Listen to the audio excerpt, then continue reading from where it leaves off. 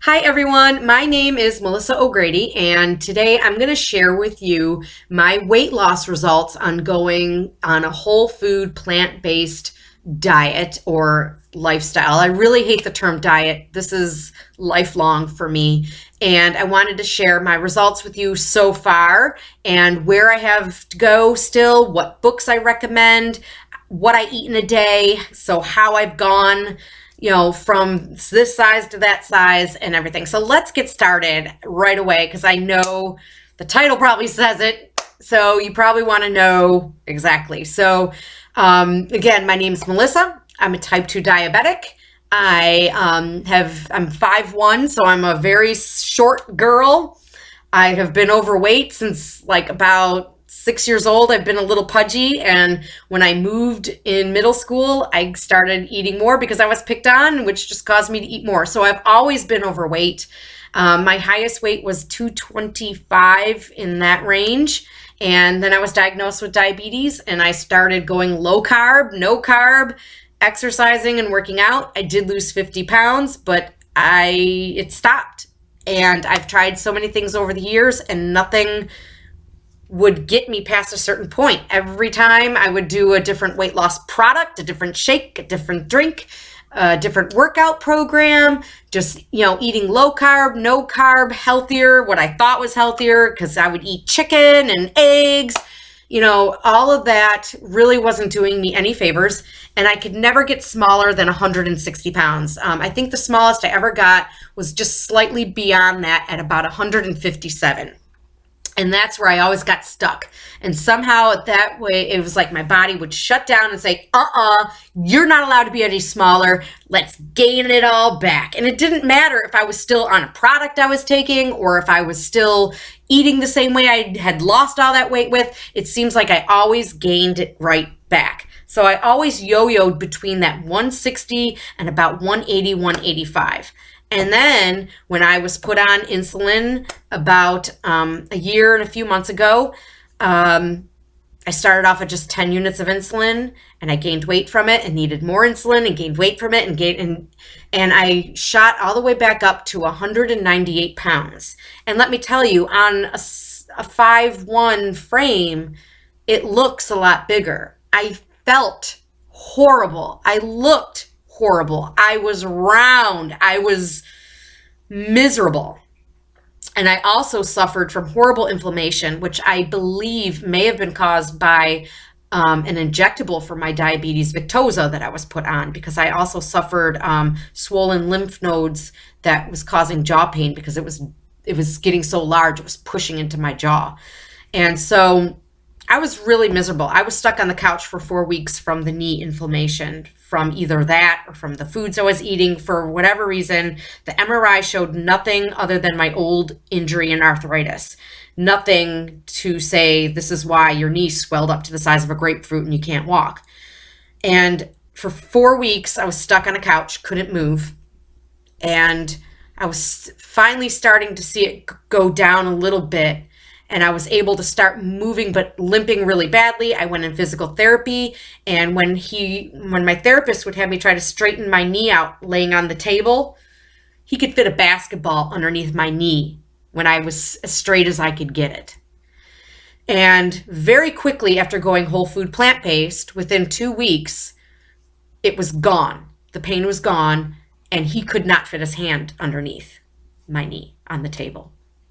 So there's so many other benefits to it, but weight loss was so fast, and it's slowed down a lot now. So I have gone from, in almost 8 months, I've gone from that 198 pounds to 135. So I am at 63 pounds down. I am the smallest I have been probably since about the 6th grade. I am wearing a size 2. And when I started, I was wearing size 14, very stretchy, worn out. The thighs, the middle of the thighs were about to get holes and rips in them from my thighs rubbing them together, and they were barely fitting me. So I was getting ready to have to go back into a 16 when I started. So here I am. I've gone from a 14 to a 2. I still have some weight to lose. It doesn't sound like it. You would think that you would say that I've gone to a size 2 and that is skinny beanpole. I still have belly rolls. I still have the bat wings, even though they are getting a lot more. Let me go like that. There is a lot more skin now than, if I were to pluck up the skin, my arm is really more like this right now. From a side view, my arm looks much skinnier than when it did. I've always had huge arms. They blew up in high school. And my arms are getting much thinner, even though to you, you're probably going like, ew, look at those wrinkles. This is actually fantastic compared to where I've been. Like I said, I've got a lot of loose skin up there now. I got some loose skin on my neck, but up here, I definitely notice the weight loss the most because I can go like this and holy crap, I've got these crazy, you can see that. I have a collarbone. I've never seen it or felt it. I've never had those divots, even if I made this motion before. I can feel my shoulders a lot more muscular, a lot thinner. My butt is starting to sag a little bit from the loose skin, and I still have belly rolls, but they're starting to pucker in with the loose skin too. And I mean, I can show it to you, and I will. I'm not afraid to show you what I am. I'm wearing a shirt that says "Eat More Plants." Okay, so not sucking in anything. This is what my big belly roll looks like, okay? So I've had this my entire life. I've always worn jeans that made it look like I'm wearing jeans that are too tight. You look at that and you think, oh, because you're not a size 2, you're a 4, you're squeezing yourself into it. No, my waist is genuinely smaller than the roll above it. I actually have room to spare with these jeans. I could probably pull them off without unbuttoning them. They fit perfect for my waist. I just have a roll that's bigger. All right. And there's a roll underneath. So I wear mid-rise, and if I can find them, high-rise, because they just assume that if you're a size 2, you want low-rise butt crack hanging out pants. I don't. I need to put the roll in there. So if my rolls were gone, I would probably be a 0 or even a 00. So I still have some weight to lose. And that's okay. The weight loss is much slower. I'm now losing about like 2 pounds a month instead of 10. And that's perfectly okay because I have a lot less to lose, and I'm happy with it. I'm happy with progress. I'm happy with feeling stronger every single day. I now run, and I could never run because of the knees, my bad knees and the arthritis. And I did the couch to 5K. I'm doing 5K to 10K. I ran for an hour a few days ago. I can do that nonstop, easy now. And my pace, I'm working on my pace, and my pace is getting stronger. I'm getting stronger every single day. I notice these changes, and I notice how amazing I feel, all because of making that choice, all because I was stuck on the couch and I decided to rewatch Forks Over Knives and rewatch Fat, Sick, and Nearly Dead. And there's so many great documentaries. I know people are bashing What the Health because it seems to be a little like, oh, come on, chicken's not like cigarettes, and how dare you put the egg in there, with the cigarettes in the frying pan. They really are. We are slowly poisoning our bodies with the things that we choose to ingest that we don't need to. So I don't want to turn this into a video where I'm just preaching. I'm just sharing my results with you. So the biggest question that I get asked all the time online is, what do you eat? How did you lose that weight? What are you eating exactly every single day? What do you eat? Because when you have success and you hear someone who has success, it's natural to want to know what they're eating so that you can eat the same thing and have the same success. And other people will say that, oh, well, everyone's different and you need, what diet works for one person may not work for another. That may be the case, but I've done low carb, no carb, keto, paleo, none of that stuff. It may work and you may lose weight, but eventually it's going to creep back. And at the same time, you're damaging your cells. You're damaging your endothelial cells. You're damaging other cells in your body. It may not show now, but 10 years from now, 20 years from now, when you have heart disease or cancer or something and you're wondering why, it's because of what you ate. So when it comes to what I eat, the book that the eat the closest to is Eat to Live by Dr. Joel Fuhrman. He also has The End of Diabetes. And if you are a diabetic, I do have a Facebook group that is called Eat to Live Diabetes Support Group. I will put a link to it below. And it is based off getting off insulin, curing your diabetes like I have, with this style of eating. So this is the closest. I'm not 100% compliant with what I eat. The main things I'm not compliant with is I will use an almond milk creamer that has sugar in my coffee. I'm not giving up my coffee. I've lost 63 pounds, not giving up my coffee. It's fine to have a cup of coffee. Some days I even have a second one in the afternoon and I'm still losing. So I think it's fine. But I do want to get off that almond milk creamer with the added cane sugar. It's slow. I'm slowly weaning myself to not like the sweet so much. But he's the closest as far as how I eat in a day. So this is a fantastic book to read.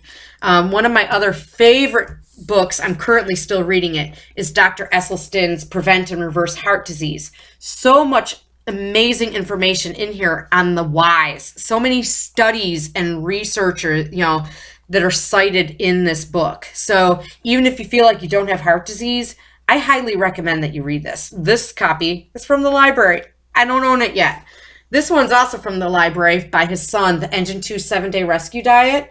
It's a little tighter in that you're not going to have coffee creamer. You're not going to use a low-carb tortilla. You're going to make sure it's all oil-free and, and I think I'm actually going to go ahead and do this in a week or two, and I will share results just from this 1 week and show that in videos. But there's so many other amazing doctors. Dr. McDougall, he has this book. He also has the starch solution. I don't do that one because he's big on potatoes and grains, pastas, rices. I don't really eat them because of my diabetes. I still will get spikes. They're a lot lower than what they used to, but if I go heavy on grains and starches, I still get little spikes. It's not cured yet. I'm off insulin. I'm still off insulin. It's not completely gone, but I don't really eat much bread. I don't eat much rice or pasta. I don't eat much potatoes. I maybe have a potato once every 2 weeks. Dr. T. Colin Campbell, this is The China Study, another fantastic book if you want to know more science behind it. And Forks Over Knives has several books. It's an amazing documentary, first of all. And I have the cookbook, lots of oil-free recipes for everything. There's a few color pictures in here. So, I mean, in the grand scheme of things, if this is something you're thinking about, like, does this food look boring? Does it look nasty? No. Looks delicious. Looks real good. Love it. Look at that. I think that one's one of the stews. You can have stew. All right. So what do I eat in a day? How have I gone from a size 14 to a 2? I pretty much eat almost the same thing for breakfast most days. Some people will call it boring. I do not. It's filling for me. I had breakfast today at about 7:40, and here it is almost 11:30, and I'm not hungry. I will probably be making lunch in probably about a half hour when I'm done with this video. But what I eat every day for breakfast is steel cut oats. And this is from Aldi's, so it doesn't have to be expensive. I will sometimes mix it with some of the old-fashioned rolled oats. Again, I get it at Aldi's, super inexpensive. And I either make myself overnight oats with it, or I make something called savory oats. It's my favorite. I make it once a week, and it gives me 4 servings. The recipe I use is actually from Dr. Esselstyn's wife's book that is called Prevent and Reverse Heart Disease Cookbook. And in there, she has a recipe for savory, smoky oats. The only thing I do different is I don't use the liquid smoke. Instead, I use a half a teaspoon of soy sauce because I like the little bit of salty flavor, even though their object is to use as no added salt. I do add the soy sauce to it. I think it tastes better to me. So that's one of my little cheats. But savory oats, they're so good. They kind of taste like a Lipton cheesy rice mix. So there's no rice and there's no cheese, but it tastes like it. It is so good. So I make a double batch based on her recipe, usually Sunday or Monday. I eat a 1 cup full of it for breakfast that day, and I take the 3 other cups and I put them in glass mason jars in the fridge, and I got 3 more breakfasts that week. So it makes me 4 breakfasts, and then the other 3 days I have overnight oats, or if I'm really still digging my savory, I make more savory. But overnight oats, there's so many recipes on Pinterest. You can go hog wild with this. Typically what I do is I put about 3/4 of a cup of steel cut oats, or a mixture of this and the rolled oats, into a mason jar, and I will add strawberries and blueberries. I will add or half a banana. I don't do both. I do one or the other. I add about a tablespoon of chopped walnuts, and I add a teaspoon of chia seeds and a teaspoon of ground flax seeds. And then sometimes I will add a tablespoon of peanut butter as well. I like peanut butter. I just make sure you get natural peanut butter that is just peanuts. Some of them are peanuts and salt. I do get them. Again, you want to try to have as little added salt as possible, but I'll use it. But that's why I use 1 tablespoon instead of 2. But I'll add that. And then you just fill the jar, not quite to the top, leave about a 1/2 inch with unsweetened almond milk. I just fill it up, put the lid on, shake it, stick it in the fridge. In the morning when you wake up, it's soaked all night. It's now overnight oats. You can eat it cold out of the jar, or you can heat it up in the microwave in the jar without the lid for about 1.5 minutes. Take your spoon and go. So it's very quick and easy to have breakfast pre-made and ready for you. So for lunch every day, I tend to eat the same things. There are a few exceptions, but most days I have a big ass salad. This bowl is from Dollar Tree, and it is big. It holds 9 cups of food, and I will fill it up most of the way with greens. I use a romaine heart. I use arugula, spinach, and Tuscan kale. Tuscan kale is a little more like a spinach as far as its texture. It's easier to chew, and it tastes better as a raw salad fixing. So I don't get traditional kale. I get the Tuscan. It's sometimes known as licata. I think that's how you pronounce it. And sometimes it's called dinosaur kale. So that's the kale that I buy. I get it at Wegmans. I've seen it at Price Right, which is also Price Chopper, a discount store, or ShopRite. That company has several names, and I get that. And then I fill it with lots of veggies: tomatoes, cucumbers, radishes, peppers. I tend to cook mushrooms, onions, and I add some frozen peas and carrots and corn to that. I saute it in a little bit of veggie broth. When it's cooked, I dump the whole thing on top, and then I add a 1/2 cup of black beans or Great Northern beans. I love beans on it. You want salad dressings, you want oil-free. You can make it. You could just use salsa. You could just use balsamic vinegar. There are some oil-free dressings out there. They're high on the sodium, so you do want to kind of limit it. Instead of 2 tablespoons, I use 1. I get Whole Foods as a whole, like 4 different flavors of oil-free dressings. They have sesame ginger, vegan Caesar. They have a carrot ginger. They have an avocado. They have a couple different kinds out there. Trader Joe's has a sesame soy ginger, or soy sesame ginger, has sesame seeds in it. It's kind of almost like sweet Chinese. It's really good. That Maple Farms has oil-free dressings, but again, they're high on the sugar and salt, so I don't use that brand. There's one brand, I can't remember the name. It starts with a B, and it comes in a little glass reusable carafe. And they have a flavor that's called Vidalia onion and sun-dried tomato, I think. And it's Vidalia and tomato. I know that's in there. That one is oil-free. Anytime I use those dressings, I use 1 tablespoon. The veggie broth that I cook the mushrooms in, if it seems like there's not enough liquid, we'll add a little bit of balsamic vinegar. You're talking like about a teaspoon. And then I sometimes will pop a few shakes of hot sauce in here. And that's my salad dressing. And nowadays, as I'm getting smaller, it's getting harder for me to finish this. I used to be able to finish it. Now it's like I have like this much left, and I'm stuffed. It's okay to be stuffed as long as you're stuffing yourself with the right foods. So I stuff myself with my salad. I'm full, I'm done. If I don't finish it, maybe an hour and a half later, I will finish it. And there's that. If I have a snack during the day, it tends to be an apple.